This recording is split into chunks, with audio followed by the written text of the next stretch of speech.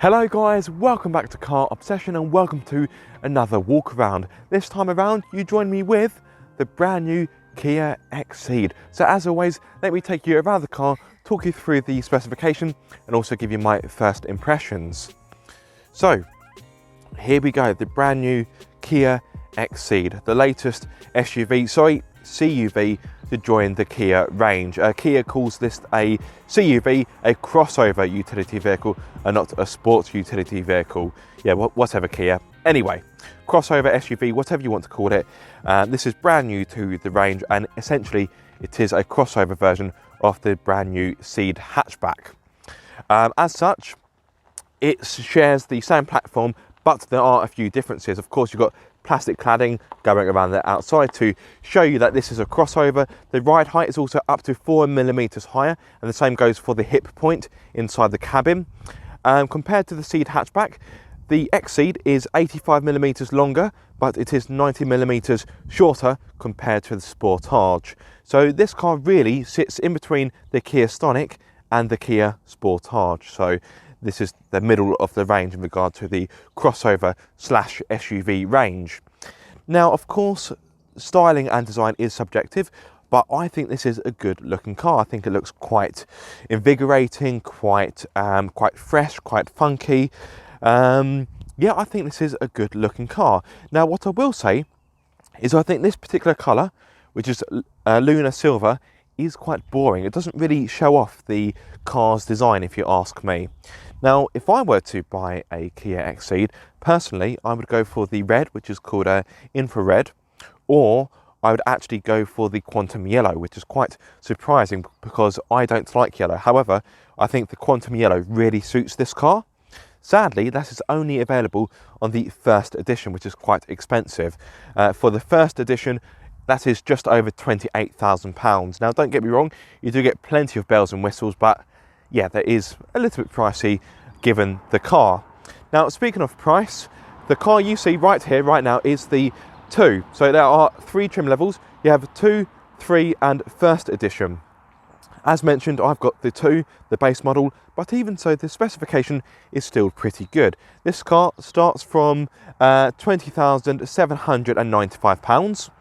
And as standard, you get LED headlights, which I think is really impressive, even for a base model, and that you get LED headlights. Of course, you also get LED daytime running lights as well, and at the rear you get LED rear lights. There's also 16-inch alloys, which do look a little bit small, but the plus side is that you do get better ride comfort. Now, if you go for the 3 or the first edition, the alloys get upgraded to 18 inches, but bear in mind that will of course affect the ride comfort. Speaking of ride comfort, as standard, the Xceed has got hydraulic bump stops in the suspension. Therefore, it gives you better shock absorption. And let me tell you this is a comfortable car. Is it quite as comfortable as, let's say, a Citroen? No, but it's not too far behind. You also get roof rails, of course, with this being a crossover. Let me take you inside the car. Now, the inside is a little bit bland, if I'm going to be honest. Don't get me wrong, it isn't offensive, and it is, it does feel well put together, but yeah, it is a little bit plain Jane. Of course, that is my opinion, that is subjective, but I think a car like this, you look at the outside styling, and you want an interior that matches it. I think this car looks quite modern, quite youthful, and I would expect an interior to match it, but no, it's all a bit boring. Now, if you go for the first edition, you do get yellow detailing on the seats, yellow stitching, and it also gets yellow detailing on the dashboard, which I think looks really good. It actually helps to give the car a bit of character, but in this specification, no, it's just a little bit bland. Right, let me talk you through the interior specification. So as standard, you get an 8-inch touchscreen with DAB radio, Bluetooth and smartphone connectivity. If you go for the 3 or the first edition, the touchscreen gets upgraded to a 10.25-inch touchscreen, and you also get navigation as well.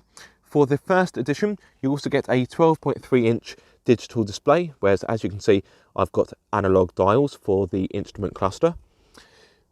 I've also got air conditioning, but that can be upgraded to dual zone climate control if you go for the 3 or the first edition.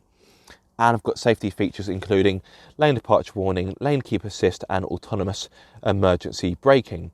Now, if you go for the, there is an optional pack, the Advanced Driver Assistance Pack, which upgrades the autonomous emergency braking to include pedestrian. So, as standard, this car has got a Euro NCAP safety rating of 4 stars, which I'm sure you'll agree is pretty impressive. But if you pay for the Advanced Driver Assistance Pack, that can be bumped up to 5 stars to give you maximum safety.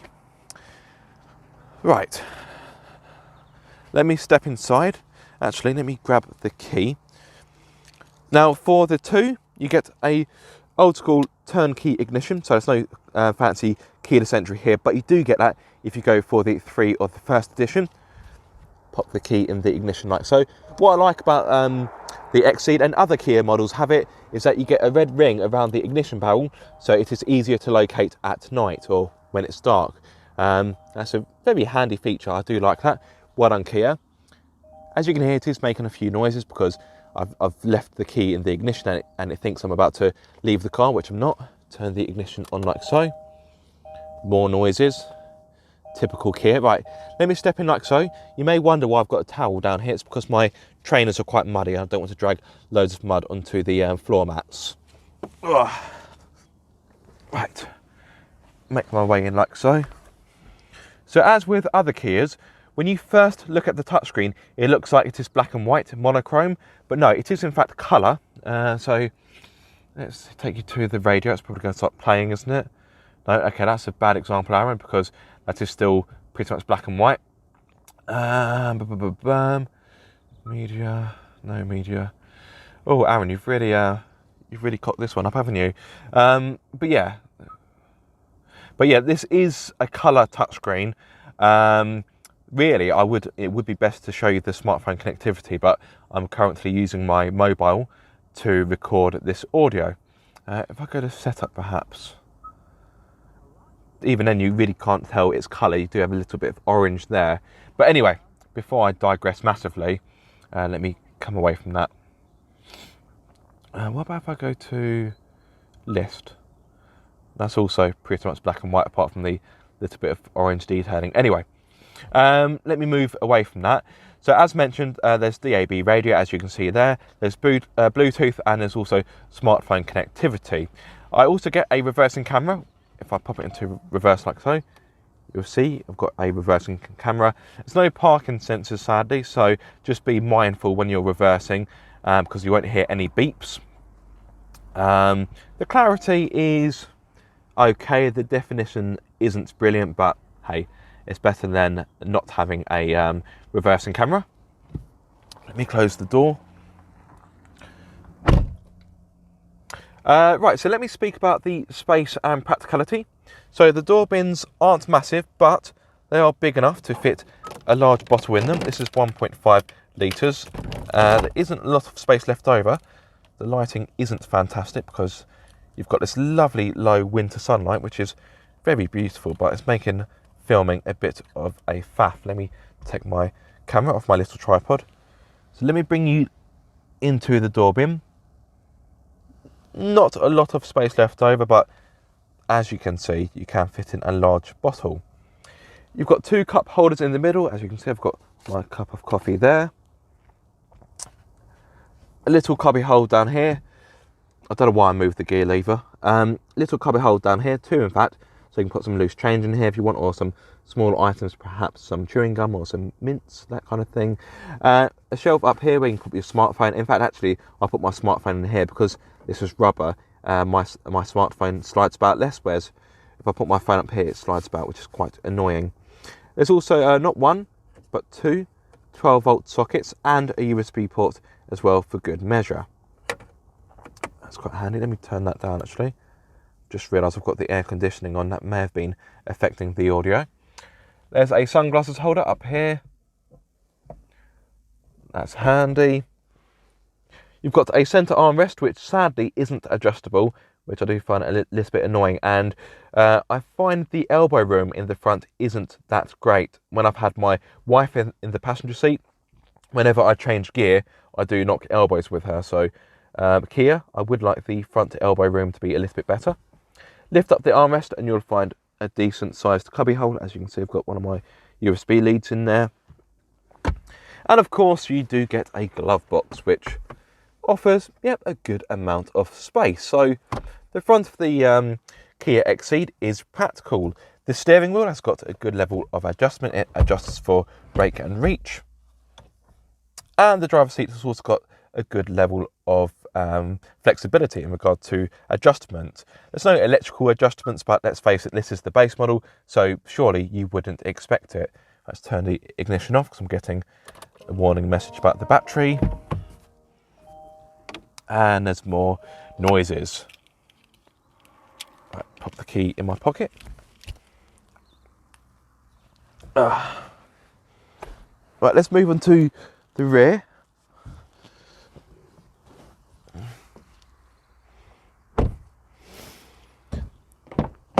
So let's talk about rear space. As always, the driver's seat has been set for me. I'm 6'2", so I am of course a taller chap. Let me step in like so without dragging loads of mud in. So legroom back here for me isn't particularly fantastic. Knee room is okay. I've got a little bit, but not really that much. And if I flip you around to the side, you'll see, well, legroom isn't too bad, to be fair, but yeah, I haven't got acres of it. And as I said, oh blimey, there we go. So the sun hit you right in the face there. As you can see, knee room could be improved. Headroom, let's have a look at headroom. Yep, oh, let me bring you a little bit higher. Headroom isn't too bad. Yeah, like I said, I'm 6'2", so I do have a bit of space left over. But to be honest, this may shock some of you, and maybe I could be mistaken, because I only had the Kia Xceed hatchback for about half an hour, but I could have sworn that I had, oh, lighting's awful. That's not any better. I could have sworn I had more space in the rear of the Kia Xceed hatchback as opposed to the Xceed, but that was quite some time ago, so maybe I'm mistaken. However, what I would say is I think the rear, oh, lighting is awful. I'm really sorry, guys. What I would say is I think it would be quite tight for 3 adults. So I don't feel cramped in here, but I think I would if I were sat with 2 other adults. So really, I think the back is best served for 2 adults or 3 children, or perhaps 2 adults and 1 child. But either way, I think 3 adults back here is going to be a bit of a squeeze. Now, let's talk about practicality. You do have a centre armrest with 2 cup holders in there. So that camera work was awful. There we go. You do, of course, have door bins, which are big enough for a bottle. This is 500 millilitres. That fits in just fine. A little bit of space left over for 1 or 2 snacks. And there's also a pouch in the back of the front seats. So if you want to put a magazine in there, or perhaps an A to Z map, you can do so. There's no charging ports in the back, which is a little bit disappointing. So there's no 12-volt socket or USB port, but hey, it's just one of those things. Right, let's get out the rear now. Oh, right. Be very careful how I manoeuvre my feet. And let's move on to the boot. Now, one of the advantages of the Xceed as opposed to the Xceed hatchback is, of course, a bigger boot. Okay, it's not quite night and day, but it's still bigger. So the Xceed offers 426 litres. As always, it's full of my filming crap. I will cut to a clip where the boot is empty. So yes, this offers 426 litres, whereas the Xceed hatchback offers just under 400. I believe it's 395 or perhaps 396. So the boot isn't massively bigger, but it is bigger. And this isn't too far behind in Nissan Qashqai. The boot floor is adjustable. So if you want to have the maximum capacity, well, maximum capacity with the rear seats up, you can do so. Or if you want to have less of a step into the boot, you can raise the boot floor up, and should be easy to get bigger or heavier items in, and you'd have a bit of space underneath to store a few more items. If you want even more space, you can of course fold down the 60/40 rear seats to give you 1,378 litres. If you go for the first edition, you do actually get 40, 20, 40 seats. So if you wanted to load longer items down the middle, like skis, you could do so. Right, what else have I got to say about the boot? You have a hook either side where you can hang up a bag of shopping or bags of shopping. There's also a 12-volt socket in here, and as standard, you do get a spare wheel. So there's no tyre repair kit, you do actually get a spare wheel, so that is pretty good. Right, let's close the boot down like so. If you go for the first edition, you do actually get a power tailgate. So if you're someone that is perhaps a bit lazy or you want a better convenience, that is worth bearing in mind. So let me come around to the front of the car to talk through the engine. So with that in mind, I will of course need to raise the bonnet. So guys, what you are looking at is the 1 litre turbocharged 3-cylinder petrol. It offers 120 horsepower along with 172 newton meters of torque. If you prefer that in pound-feet, that is 127. This engine can only be mated to the 6-speed manual gearbox, which is okay to use. It's a bit notchy and the changes feel a bit rubbery. But yeah, if you do fancy an automatic, you can have a 7-speed automatic, but that can only be had with the 1.4 litre turbocharged petrol, which isn't available for the 2 trim level. If you're wondering about whether you can get 4-wheel drive or all-wheel drive, well, I'm sorry, you can't. This car is exclusively front-wheel drive, but let's face it, this is a crossover. This is more suited for town centres and the city as opposed to going off-road anyway. So in regard to performance, this will hit 60 miles per hour in 10.9 seconds and continue to a top speed of 115 miles per hour. If you want a bit more pep from your Kia Xceed, then take a look at the 1.4 litre petrol, as that has 140 horsepower and will hit 60 miles per hour in 9.1 seconds. There is also a diesel option if you fancy a diesel, but I don't anticipate many people going for this car will opt for such an engine. But if you do fancy a diesel, there is a 1.6 litre version available. There's also going to be plug-in hybrid options coming soon. So if you want to have something that's a little bit kinder to the environment and a bit more sustainable, I suppose, then yes, there will be a hybrid coming shortly. Of course, this is a Kia, therefore you get a 7-year warranty to give you better peace of mind. At this point, I've just realised I haven't spoken about the economy. So on a combined run, Kia states that this engine will offer up to 52.3 mpg, which is, that's pretty respectable. But of course, if you want more economy, go for the diesel, as that offers around 80 mpg. In regard to emissions, this engine emits 124 grams per kilometre, meaning for the first year of VED, you'll have to pay £170. Right, let me actually pop the bonnet down. So